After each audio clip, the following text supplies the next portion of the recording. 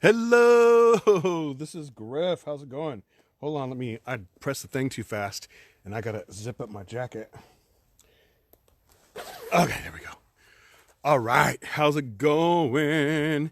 I just stopped by to talk to you guys real quick about a way you can help me. So y'all know that I work in California state parks, and then I'm been doing restoration, ecological restoration in California for decades. And every year there's less birds, migratory birds coming back from down south. And so I just want to talk about bird migration for a few minutes and how you can help. Okay. And I want to start doing lives on this Facebook page, and I'm going to get a day and a time and schedule it and everything. It's just hard for me to schedule anything right now. This is a weird year. This is the weirdest year ever, isn't it? For everybody? Almost, pretty much. Agreed? Anyways, so why do you First, let's just start with this. Why do some birds migrate and others don't? Like, why do birds leave Northern California and fly south? A better question to ask is, why do some birds leave the tropics and come up to Northern California? Because most migratory birds, and there's a lot, we have like 650 breeding birds in the United States, and I think Western United States, 650, and half of them migrate, okay? And most of those are neotropical migrants. But some of them just migrate from the top of the mountain to the bottom of the mountain, depending on the weather. Some of them are short migrations, just a little bit south, Northern California, Southern California. But a lot of them are from California, Canada, and Alaska, all the way to Central and South America. But they actually started down there in the tropics. So why would birds want to leave the tropics? Well, the reason why is because of daylight. There's like 12 hours of daylight in the tropics, okay?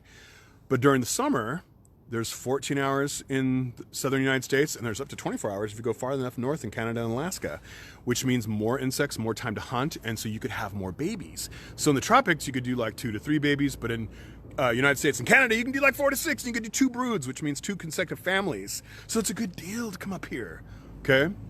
So ever since the last ice age, like 11,000-ish years ago, birds have been pushing farther and farther north. And I have birds that live around me, and I really like them. And then they leave during the fall, and I fret for them. I worry about them because I know that they're encountering a bunch of crap. Now, one of the things that they are encountering is, well, they're flying at night. Most birds migrate at night, and biologists aren't sure. We don't know all the answers, but we think it's because there's less predators at night for little songbirds. I'm right on the Avenue of the Giants, so pardon the noise. And because they use stars to navigate. Yes, birds using stars to navigate. So they're flying during the night, and then they stop and during the day. No matter where they're at, they stop to refuel. And a lot of times they're stopping in suburbia where there's not a lot of food for a bird, because a lot of them are eating insects and berries. And they evolved with these plants that were host to lots of insects and that got berries at the right time of year. Like toyones are one of our native plants that create a lot of berries during the migration season, okay? And since you guys usually buy plants from the nursery that are from Asia, they don't support the insects, because insects just don't go around buying every single plant. 95% of our insects evolved with certain plants, okay? So if you don't have those plants, you don't have those insects. You're like, well, I didn't want a bunch of insects in my yard anyways. We're not talking about mosquitoes and roaches. We're talking about butterflies and moths. And you're like, well, I don't want bite marks on my plants. You know what? I live in the most beautiful place in the whole entire world, okay? In the redwoods, and no one has ever came up here and been like, I love this place except for all the bite marks on the plants. No, be proud of your bite marks. It means that your yard has soul, okay?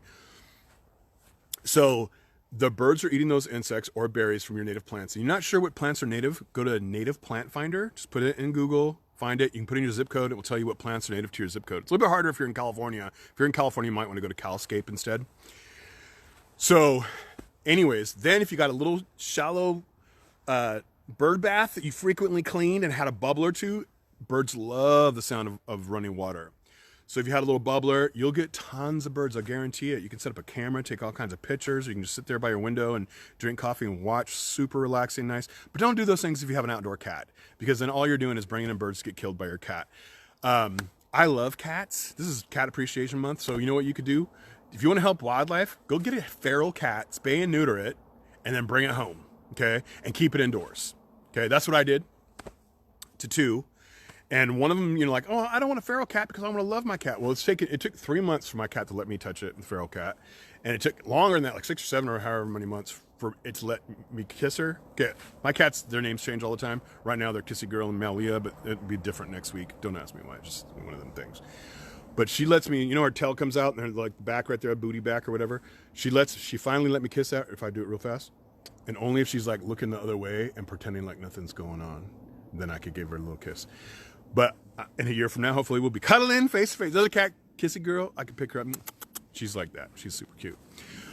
So, but cats kill a lot of birds. You can just put in cats, birds. Smithsonian Magazine wrote articles heartbreaking.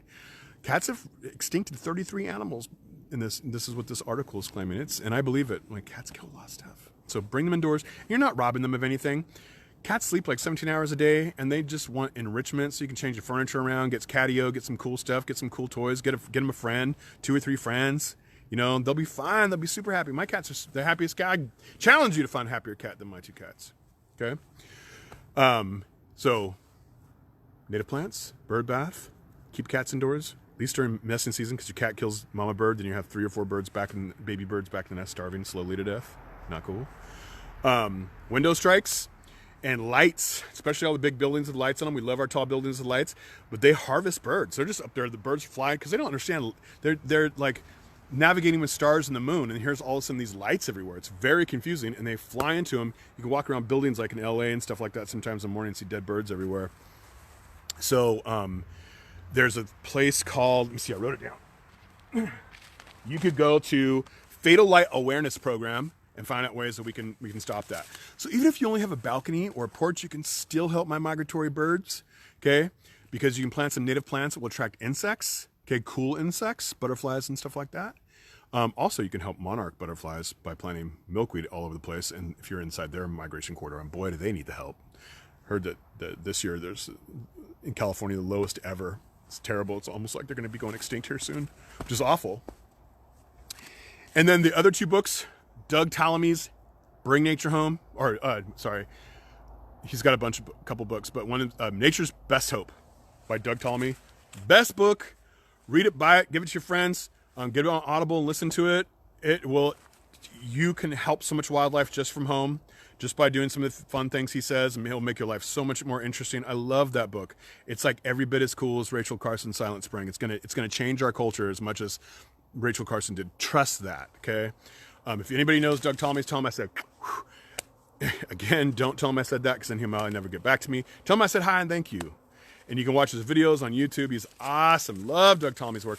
And Dave Mizadewski, he wrote How to Attract Birds, Butterflies, and Other Backyard Wildlife. Great beginner book. So if you're just new to this whole scene, get that book first. Super good, big illustrations, very DIY or DIY, do it yourself, DIY. Very cool book. Dave's a great guy. I actually went hiking with him during a mountain lion festival. Had a chance to talk to him. Love that guy. And his book's wonderful. Very, very helpful. So check it out. But anyways, I just want to stop by and tell you guys this.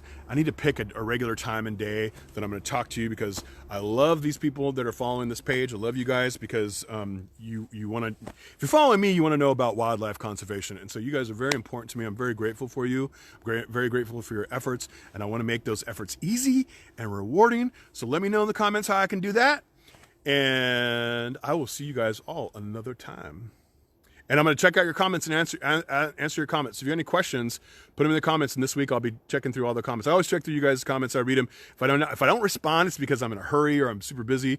But I look at every single comment, and I appreciate a lot of you that take the time to leave me encouraging, inspiring comments. And I hope you know how far that goes with me. So thank you very much.